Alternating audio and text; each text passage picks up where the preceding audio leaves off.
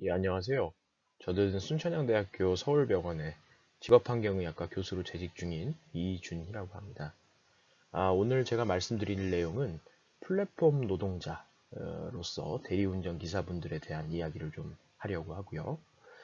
먼저 한국산업보건학회 여러분들과 그리고 윤진아 교수님께 이 강의를 맡겨주신 데 대해서 깊은 감사를 드립니다. 제가 오늘 발표드릴 내용은 2015년도에 한국산업보건학회지에 제가 투고했던 대도시 대리운전기사의 안전운행에 영향을 주는 고객의 폭언 및 폭행 실태에 관한 연구라는 논문을 가지고 말씀을 드리려고 합니다. 당시에 저는 연세대학교의 직업환경의학과 전공의로 재직 중이었는데요. 저자분들을 보시게 되면 아시겠지만 다들 아시는 분들이 많이 계실 겁니다. 본 연구를 소개하기 전에 본 연구를 시작하게 된 배경을 잠깐 말씀을 드리면요. 2014년도 한 8월, 9월 이쯤에 그때 이제 모임을 가지고 대리기사 분을 불러서 제 차를 가지고 이제 집에 돌아가는 길에 이 얘기 저 얘기를 좀 나누게 됐습니다. 그런데 이 얘기 저 얘기를 좀 나누다 보니까 이분들께서 굉장히 취약한 점을 많이 가지고 계셨다라는 것을 깨닫게 되고 다음날 점심을 먹으면서 저희 의국원들 그리고 교수님과 함께 대리기사분들의 실태에 대해 좀 알아봤으면 좋겠다라고 이야기를 한 게 이 연구의 시작이었습니다. 당시 상황을 조금만 더 부연 설명드리면요. 굉장히 어려운 상황임에도 불구하고 저희 전공의 선생들 그리고 저희 교수님들의 지원에 힘입어서 저희 거의 사비, 그러니까 뭐 교수님들의 사비를 도움을 받아서 저희의 이제 노력으로 강남역 사거리에서 연구를 진행하게 됐습니다. 연구 내용을 잠깐 살펴보면요. 내용입니다. 제가 부연 설명을 드리고 그 논문 내에 있는 내용으로 제가 설명을 좀 드리겠습니다. 운전이 이렇게 중요한 일이다. 그리고 야간의 주치자를 고객으로 하여 대신해주는 직업이 우리나라의 대리운전 기사다. 2014년도, 5년도 이때에 저희가 파악한 바로는 대략적으로 8만 3천 명 정도가 이 업무를 하신다라고 추정을 했습니다. 대리운전은 자가용 운전자가 자신의 대리운전을 일시적으로 음주 상태이기 때문에 맡기는 작업이잖아요. 그리고 근무 시간이 주로 야간이 될 수밖에 없고, 그리고 취객을 상대하기 때문에 이 폭력이나 폭언에 노출될 위험성이 굉장히 높다라고 알려져 있습니다.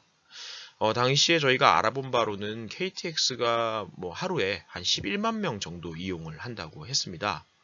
현재는 코로나 사태 때문에 조금 더 적어졌긴 했겠지만 뭐 일상적인 생각을 해보면 그렇다고 합니다. 그런데 저희가 추정한 바로는 당시에 뭐 하루 평균 44만 건 정도의 운전 업무를 수행을 했다라고 그렇게 알아보았습니다. 이게 사실 정말 문제가 되는 이유는요. 손님하고 기사의 안전을 같이 담보하는 거죠. 왜냐하면 대리운전 기사분이 운전을 함에 있어서 뒤에 손님도 같은 차에 타고 계시고, 예를 들어 이때 어떤 사건으로 인해서 어떤 일로 인해서 사고가 난다고 한다면 이 차에 타고 계신 분들뿐만 아니라 다른 차에 계신 분들도 문제가 되실 거라고 저는 생각을 합니다. 그렇기 때문에 이게 공공 운송수단도 굉장히 중요하지만 그에 못지않게 굉장히 중요했다라는 것을 이야기를 좀 했습니다. 그리고 더 큰 문제는 저희가 이제 조사를 해봤는데 이렇게 일상적으로 자주 이 많은 사람들의 영향을 줄 수 있는 이 직업군 자체에 대한 연구가 거의 없다시피 했습니다. 그리고 제도권에 속해 있지 않는 직업이었기 때문에 보호 방침이나 관리 방침도 거의 없는 것으로 파악이 됐습니다. 그리고 이 대표적인 플랫폼 노동자인 이유는 저희 대리기사분들을 이제 어레인지를 할 때 앱을 요즘에 주로 사용을 많이들 하시죠. 그래서 특수고용직에 속한다. 그리고 그 앱 회사와 관련돼서 지금 아주 대표적인 플랫폼 노동자로 생각이 됩니다. 연구 대상 및 설문조사 내용을 잠깐 말씀드리면요. 2014년 9월 1일부터 9월 7일까지 강남역 인근에서 한국대리운전협동조합과 함께 현장에서 근무하는 대리기사분들을 상대로 설문을 진행을 했고요. 한국 대리운전 협동조합 관계자 등 총 12명이 1대1 면담 방식으로 진행을 했고 166분이 설문에 참여를 했고요. 그리고 폭언 폭행 경험에 대해서 응답하지 않으신 분들이 또 계셨습니다. 그래서 그 8분을 제외를 하고 158분의 폭언 및 폭행 경험 빈도를 본 연구에 이용을 했습니다. 이 내용에는 사실 질적 연구도 같이 들어가 있었고요. 이 본 조사를 통해서 지금 발표된 논문들이 그래서 상당수가 좀 있습니다. 예, 통계 분석 방법으로는요.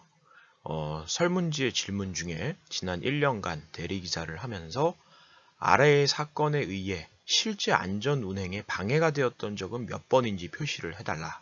이런 질문을 드렸고, 이 중에서 고객의 육체 폭력을 당했다.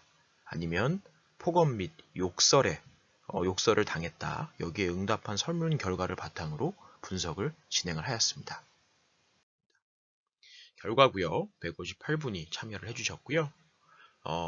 연배는 이와 같습니다. 아주 다양한 연령대에서 활동을 하고 계셨고요. 가장 많으셨던 분들은 50대 분들이 가장 많으셨던 걸로 기억이 됩니다. 본 테이블은 폭행을 당한 빈도에 대한 조사를 한 테이블입니다. 맨 왼쪽에 Not experienced in a year, experienced in a year 이 부분을 보시게 되면 남성분들 중에는 36% 정도가 폭행에 1년 이내에 고객으로 인한 폭행의 경험이 있다라고 응답을 해주셨고요. 이 중에서 좀 주의 있게 봐주실 것은 맨 오른쪽 라인에 보시면 over 5 times a year라고 되어 있는 데가 있습니다. 1년에 5번 이상 폭행을 당한 분들도 3.1%나 되는 좀 놀라운 결과를 보여주고 있었습니다. 다음을 보시게 되면 이제 이게 폭언인데요. 버벌 어뷰즈로 이건 굉장히 빈도가 높았습니다. 남성분들 같은 경우에는 79%에서 폭언을 경험을 했다. 그리고 여성분들에서도 5분 중에 2분이니까 빈도는 상당히 높죠. 그렇게 폭언을 경험을 했다라고 말씀을 해주셨습니다. 본 그래프는 제 논문에 있는 테이블을 윤진아 교수님께서 발표 자료에서 그래프로 나타내 주신 내용입니다. 1년간 폭언을 들은 경험과 폭행 경험은 굉장히 높은 빈도라는 걸 익히 말씀을 드렸고, 여기에 덧붙여서 이 이후에 나왔던 후속 연구에서 설문을 했던 결과에 의하면 그런 폭언과 폭력을 경험한 다음에 안전 운행에 언제까지 영향을 주었는가에 대해서 설문을 했을 때 24%라는 많은 수에서 다음날까지도 안전 운행에 영향을 주었다라는 응답을 해주셨습니다. PTSD, 급성 스트레스 장애, 그리고 불안감 등 같은 경우에 이 밀폐되어 있는 차 안에서 당연히 그런 경험을 하고 나면 그 이후의 운전에도 영향을 줄 수 있다라고 그런 결과를 보여주는 연구였습니다. 이 부분은 저희가 인터뷰할 때 실증 연구도 같이 진행을 했기 때문에 거기에 사례에 대해서 조금 더 정확한 얘기들을 좀 들을 수 있었습니다. 고객 폭행을 당한 후에 사고가 항상 걱정되시는 분들, 그리고 폭행으로 인한 사고가 나도 중재를 줄 곳이 별로 없다라고 말씀해 주시는 분들, 경찰에 신고해도 현행범이 아니라고 제대로 처벌하지 않았다라는 경험을 말씀해 주신 분도 있었고요. 한 손으로는 고객의 폭력을 막고, 한 손으로는 운전대를 잡고 운전을 하느라 너무 힘들었다라고 말씀해 주시는 분들도 있었고, 심한 폭언을 들어서 정신이 멍하고 운전에 집중하기도 어려웠다라고 말씀해 주시는 분들도 있었습니다. 망치를 던져서 다쳤는데요. 경찰에는 현행범으로 체포를 했지만 그쪽으로 콜이 오면 잡지 않는다라는 분들도 있었습니다. 이런 분들은 굉장히 강하게 외상 후 스트레스 장애가 의심이 되는 거죠. 이런 사례들에 대해서 들을 수 있었습니다. 될 것인가 보면요. 저는 이제 2002년에서 2004년이니까 사실 이때는 스마트폰이 없었죠. 스마트폰이 상용화되지 않았을 때 전화 통화만으로도 사실 주의력 분산이 교통사고와 높은 연관성이 있는 걸로 밝혀져 있습니다. 또한 핸드폰을 사용하거나 이랬을 때 OGB가 굉장히 높아지는 것을 볼 수가 있습니다. 이게 전화 통화를 하는 것보다도 뒤에 손님이 나에게 어떤 해코지를 할지 모른다라는 걱정, 이런 것들이 굉장히 중요한 요인일 거라고 생각을 합니다. 안전운행에요. 2007년도 2월에 교통문화운동본부에서 조사를 한 결과에 의하면 1000km 운행당 사고 건수가 대리운전기사분들은 8.5건, 택시가 4.7건으로 나타났다고 합니다. 이는 굉장히 높은 빈도로 나타나는 것이라고 생각이 됩니다. 지금까지의 내용을 보면 이 대리운전기사분들의 역할이 공공의 안전과 직결되어 있다는 것에 대해서는 아마 반론을 제기하기 어려울 것 같습니다. 정말로 뭐 개인적인 차원의 폭력이나 폭언, 욕설이 아니고 사고와 연관이 된다면 굉장히 중요한 일들이 벌어질 것 같고, 실제로 사고의 건수도 조금 더 택시보다 높았다라는 결과도 물론 과거의 결과지만 있었던 것으로 생각이 됐을 때, 제도적으로 보호할 수 있는, 제도적으로 승객, 대리기사, 그 다음에 공공의 안전 모두를 보호할 수 있는 장치가 필요하지 않나, 그리고 실태 파악이 필요하지 않나 라는 생각이 듭니다. 제가 마지막으로 조사를 좀 해봤는데요. 대리운전 기사분들에 대한 연구가 저희가 2015년도, 14년도에 했는데, 그 이후로 얼마나 많은 연구가 있었는지에 대해서 한번 살펴봤습니다.